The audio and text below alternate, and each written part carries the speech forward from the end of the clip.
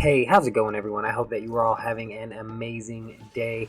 I am having a pretty good one myself because just earlier I finally reached Diamond rank in Apex Legends Ranked Mode Series 2. It was an insane grind, which is going to continue as I move forward trying to become an Apex Predator. But all of that aside, I wanted to make a video for you guys with my top 5 tips for getting into Apex Legends Diamond rank. I want to just start off by telling you guys that during this season, I have only played with randoms, and to make matters worse, my headset has not been working properly. So I've only been able to communicate through pings, which has made me alter some of my aspects of my gameplay compared to as if I were with a squad of people that I was comfortable with. But I'll talk more about that later. Be sure to like the video and subscribe to my channel to get notified whenever. I'm going to mainly talk about the grind from Platinum to Diamond rank, so I want to bring up a picture now and we will discuss the point system and exactly what it takes to go positive in points in any given game. So once you get into Diamond rank, it will cost you 36 ranked points per game to play, which means you and your squad need to come in the top 4 teams in order to go positive in ranked points. That is if you don't happen to get any kills throughout the game. And the higher in the rankings that you go, the more skilled squads you will be going up against, so the harder it will become to get 4+ kills on a consistent basis. And in my experience so far with ranked, it has been much more beneficial for me to not get push crazy at the start and middle of a match, rather waiting for my kills and fights to happen toward the late game, at least when 10 or less teams are alive, so that, as you can see in the picture, the kills and assists that I do get will have more value to them anyways.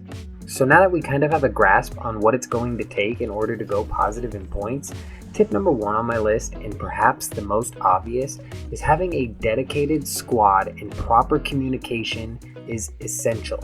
Thankfully for me, Apex Legends has an amazing pinging system which allows me to effectively communicate without a headset. Unfortunately though, when you're squadding up with random 2 people, you are very likely to get grouped up with at least one person who you don't work well with. This can lead to scuffed drops and poorly timed and chosen rotations, which, as I said earlier, can be devastating to your ranked points. Going down 36 ranked points in a game because you and your squad were not on the same page sucks, and it's totally avoidable if you manage to have a group of people to play with. Oftentimes when playing with randoms, I experienced a lot of rage pinging and or complete abandonment. Whether it be someone ran from the fight or someone ran into the fight, it is hard to get 3 people who do not know each other's gameplay styles to mesh together into one cohesive unit. Communicating and sticking with your squad is absolutely essential to your success in Apex Legends.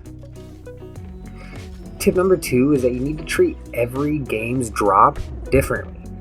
Early games can either make or break you in Apex Legends ranked mode. It is where you will either lose points right off the bat or where you may come out with some quick kill points and some loot.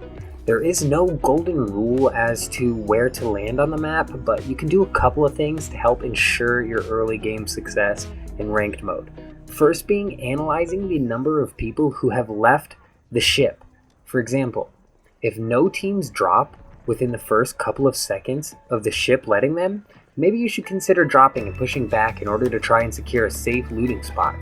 And another opposite example, if you notice that 5 or more teams all jumped out of the ship right when the ship let them, perhaps you should wait and see what the rest of the people's drops are looking like.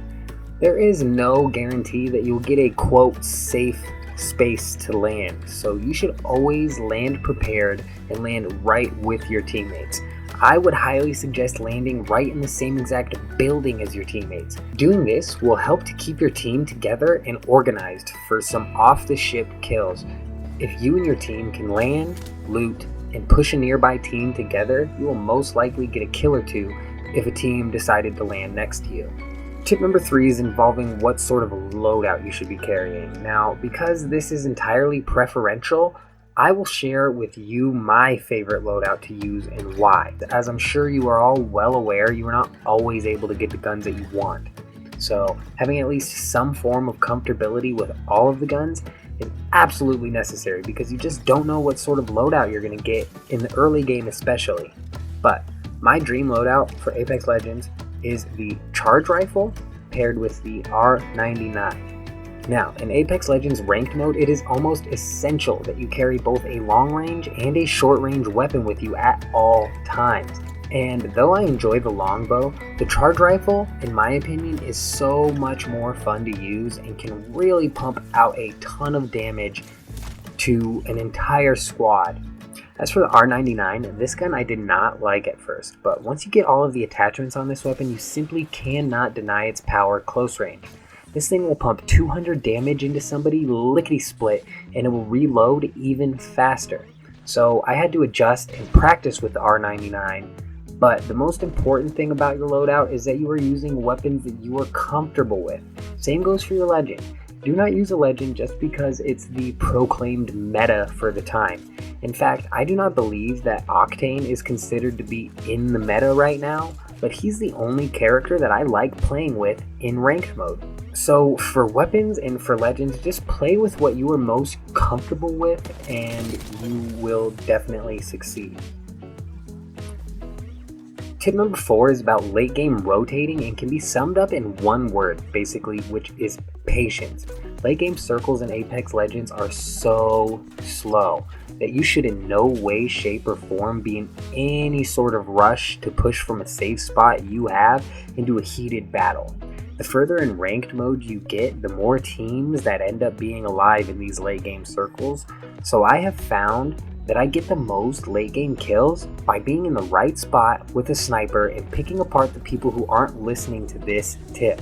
I'm telling you, 60% of my kills and therefore my points have come from patience in late game circles, waiting for the perfect opportunity to strike. So I really want to drive this point across, and it's that, as you can see with this late game circle, it's small and there's still a good 2 minutes between the circle moving again. This allows so much time for things to happen, and oftentimes 6 or more squads will still be left, so poking your nose out to shoot needs to be calculated and it needs to be deliberate.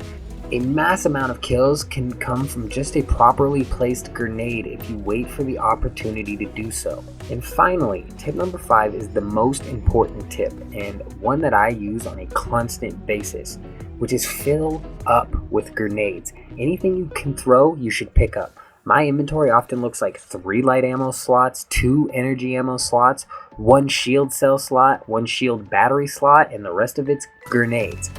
Granted, I play as Octane, so I kind of regenerate health. I think you'd obviously want to insert bandages there, but the rest of my inventory is grenades. As many of them as I can pick up. 2 of each, 4 of each, 6 of each, it doesn't even matter. Pick up as many grenades as I can because these are so underutilized in Apex Legends. It's insane. The thermite grenade, for example, will not only scare the heck out of someone hit with it, it will also burn through their shield so fast, allowing for some aggressive plays. It's not just the thermite grenades though, but also the arc stars and regular grenades, both of which are overpowered in their own rights. And in Apex Legends ranked mode, when there are a lot of teams left, at the end, many of which are held up in buildings, grenades can be absolutely game-changing for you. Not to mention how funny it is when you absolutely obliterate people with a grenade that only Einstein could have calculated the throw on. Anyways, I hope all of these tips helped you out. I hope you liked the video. Be sure to hit the like button and let me know down in the comments what rank you are in Apex Legends.